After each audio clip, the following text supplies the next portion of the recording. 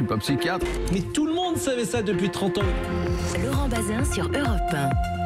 18h24, le zapping radio-télé de Victor Delande. Salut Victor. Bonsoir à vous. Alors on commence évidemment par la terrible fusillade qui a fait 17 morts la nuit dernière dans un lycée de Floride. Et une fois de plus, le débat sur la vente des armes a été relancé sur toutes les chaînes de télévision. Un ancien responsable de la CIA était l'invité de CNN pour commenter cette fusillade et il n'a pu contenir son émotion. J'ai 10 nièces et neveux qui parlent d'armes automatiques, qui parlent de loi sur les armes. Un enfant de Dieu est mort. Est-ce qu'on pourrait reconnaître dans ce pays qu'on ne peut pas accepter ça? Je peux pas, désolé, c'est impossible.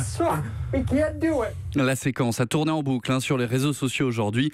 Pas sûr pour autant que la législation sur le port d'armes change aussi vite. En tout cas, Donald Trump n'en a pas dit un mot. Notre correspondante aux États-Unis nous le disait tout à l'heure. On revient en France avec ce qu'on vient d'évoquer, c'est-à-dire les bons chiffres de l'emploi. Oui, et le taux de chômage qui a reculé de 0,7 points au quatrième trimestre 2017 et passe sous la barre des 9%. Il s'agit du plus faible taux de chômage depuis 2009.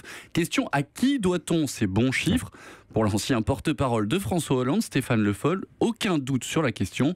Il était l'invité ce matin d'Europe 1. Merci, je le pense sincèrement aux décisions qui ont été prises sous le quinquennat de François Hollande. C'est bizarre, j'ai l'impression d'avoir déjà entendu ce message. Ah oui, j'ai trouvé, Laurent. Oui. C'était en octobre dernier sur LCP, mais c'était qui déjà ? Qu'est-ce qu'a dit le président de la République ? L'impact de ces réformes, on le verrait dans 2 ans. Donc c'est directement grâce à vous si ce chômage baisse aujourd'hui ? Les résultats d'aujourd'hui sont le fruit de réformes qui ont été faites pendant le quinquennat de François Hollande. Donc un conseil aux journalistes qui seraient tentés de poser la question à Stéphane Le Foll dans les prochains mois, arrêtez tout simplement, il dira la même chose. Alors vous avez cherché également ce matin dans les matinales radio de bons élèves. Oui, je dirais même que j'ai trouvé un gros faillot, Laurent, ou plutôt une faillotte. Le site internet Combiné a demandé ce matin à la députée de La République En Marche, Aurore Berger, quel était le plus gros défaut d'Emmanuel Macron.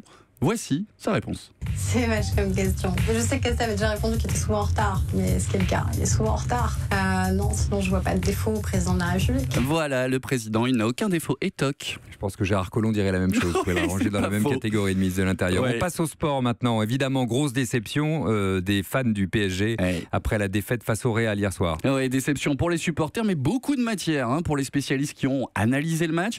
Exemple ce matin sur BFM Télé avec une nouvelle consultante sport, j'ai nommé Anne Hidalgo. Il vaut mieux compter sur soi que sur l'arbitre, toujours. Oui, ça c'est sûr.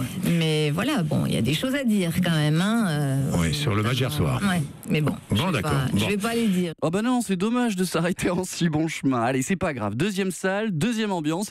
Cette nuit, aux alentours d'1h du matin, les auditeurs de RMC ont eu le droit à une sacrée dispute entre 2 consultants, Daniel Riolo et Frédéric Armel. Écoutez. Tu arrives en porte-parole du Real Madrid, au bout d'un moment, je ne suis pas porte-parole du Real Madrid. Au bout d'un moment, ça casse un minimum un petit peu les couilles. Je te demande de retirer ça. Mais c'est pas journaliste. Je fais mon boulot. Je te le dis avec tout. Au bout d'un moment, tu manques d'objectivité, c'est tout. Comme quoi, il fallait peut-être finalement privilégier la soirée Saint-Valentin hier soir. Ça finit souvent mieux, enfin on peut l'espérer en tout cas. Pour finir, un petit tour du côté de Pyeongchang avec les Jeux Olympiques. Oui, notre chouchou, Laurent, j'ai nommé bien sûr Philippe Candeloro.